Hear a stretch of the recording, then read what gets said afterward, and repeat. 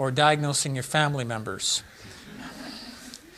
The key, and I know there's a strong temptation to do so, but the bottom line is you may be behaving in a maladaptive way, but if you can take responsibility for what you've done and attempt to change, that's not a personality disorder. When you can't see what you do is a problem, that's when you lack the insight. That's when it's a personality disorder. Well, what are we going to draw from to understand what this is all about? Personality disorders are listed in the DSM-4 text revision, so this is the 2000 publication. This is the so-called Bible of criteria for abnormality for various types of disorders. And one section in it is devoted specifically to PDs. And there's been a variety of versions of the DSM over the years, going back to 1952. In fact, when you look at the ontology of PDs over time, there are far more things which were classified as PDs going back 50 years. For example, at one point in time, they believed that alcoholism was a personality disorder.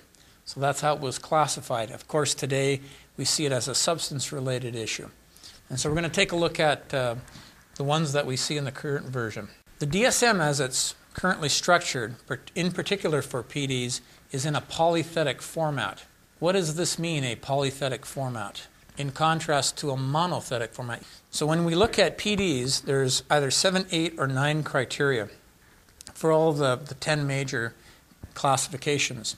When we look at something like antisocial personality, at a minimum, a person needs to meet 3 out of the 7 areas to meet the diagnosis for an antisocial personality. And then others may have 8 or 9. When we look at borderline personality, you need to meet at a minimum 5 out of the 9.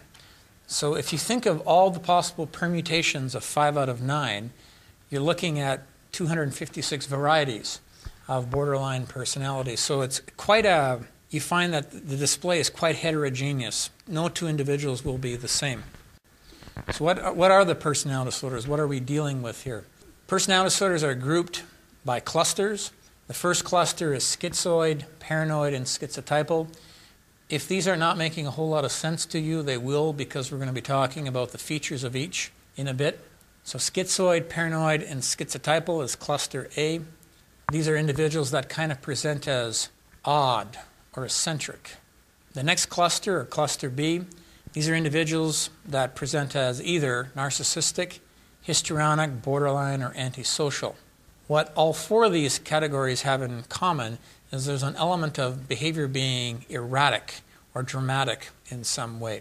So you can see right off the bat that cluster B is very different than cluster A.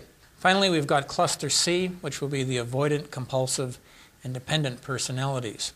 These are individuals that are generally uptight and or anxious in their presentation. So these PDs, A, B, and C, from the clusters, are the ones that we're going to be talking about in this class.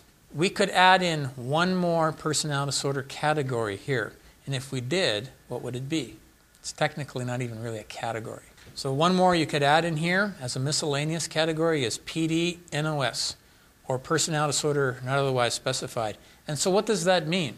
We say not otherwise specified. Basically bits and pieces of all these different types of disorders, but they're not meeting the full criteria for any one of them. Another point I wanted to make here is if you're diagnosed with a single personality disorder, chances are you're going to be diagnosed with 3 or 4 of them, not just one. In 1987, with the DSM-3R, we had 2 additional PDs which were added, self-defeating and sadistic. We're actually going to be looking at a clip of somebody who's actually quite sadistic. So they introduced them in 87, but in the 94 version, they were cut. Highly controversial. Think about this for a second. You got somebody who's in an abusive relationship. They're getting the crap beat out of them. So they go see a psychiatrist, and the psychiatrist diagnosed them with a disorder. You see the issue here, not the person who's doing the abusing. So this was very controversial. It wound up being yanked. And then we had 2 new personality disorders. Actually, not exactly new. We have the depressive personality, which is, there's just research criteria for it at this stage in the game. And then we've got the negativistic personality disorder, which is really a mutation of something we used to call passive-aggressive. So going back in time, this disorder used to be part of the official system, going back to 1980. Then they decided to remove it because they found that most individuals with PDs are passive-aggressive. So it really works against this categorical way of thinking. So they wound up yanking it out and giving it a new name and changing up the criteria for it. So let's look at the different types here. We have the schizoid personality. I don't know how many of you watch Star Trek: The Next Generation. However, it's one of my favorites. So the schizoid personality, I think Commander Data is a really good example of this. In some ways, he's got what we call the flat affect. This is something which you see with schizoid personalities. These are individuals that are quite solitary, indifferent to interpersonal interactions. They seem to have very little need for attachment with other people. They don't seem to be aware of their feelings, as Commander Data is definitely not aware of his feelings because he has none. Unlike Commander Data, schizoid personalities don't have a lot of drive. They tend not to be very ambitious individuals.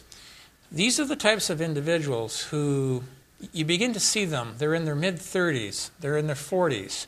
They're not married. They don't seem to have a consistent job. They're living at home with mom and dad are getting older. And you're laughing. Yes, maybe you know some people like that, but it's that individual that comes across as a little bit odd, doesn't socially fit in, and just seems to be unplugged from society. And if you go to visit the individual, they're really not at the center of conversation. They're just kind of on the fringe. They're kind of there, kind of cluing in, but they never seem to get on with their life. And this is why it is potentially a problem. We find that these are individuals that are withdrawn. They don't seem to be very emotional, meaning they don't get angry. They don't seem to get sad. There doesn't seem to be any of that. For individuals that are married to schizoid-like personalities, their spouses will complain of a lack of intimacy. The spouses will say, this individual just is not connected with me, and it begins to affect them. These are individuals that may develop some axis 1 problems like anxiety or somatoform reactions, or even in some cases a brief reactive psychosis. If you do see somebody presenting in quite a schizoid fashion, you might want to take a look at how profound if they have an alcohol abuse problem or dependence problem, which can sometimes flatten out affect, or if they've had PTSD, some sort of traumatic experience in their life where they tend not to be very emotional at all. So what do we find? From an interpersonal conduct perspective, these are individuals that are unengaged. They are extremely introverted to the nth degree. And in terms of mood or temperament, they come across as apathetic or flat. They really don't seem to care about anything. They're not passionate about things. We're now going to consider the avoidant personality. You notice I have a picture of Woody Allen. I think Woody Allen, at one level, there's an element of avoidance with this individual. Certainly, he strikes me as quite a neurotic type of personality. There's one movie in particular that we're going to take a look at. It's called Zelig. And it's got a really good example of an avoidant personality.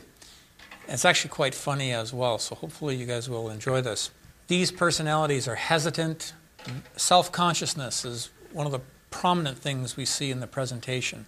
They're very easily embarrassed, so they're shy types of persons. They are people who want to be close to other people, but they fear being rejected by others. They also are potentially present as quite anxious.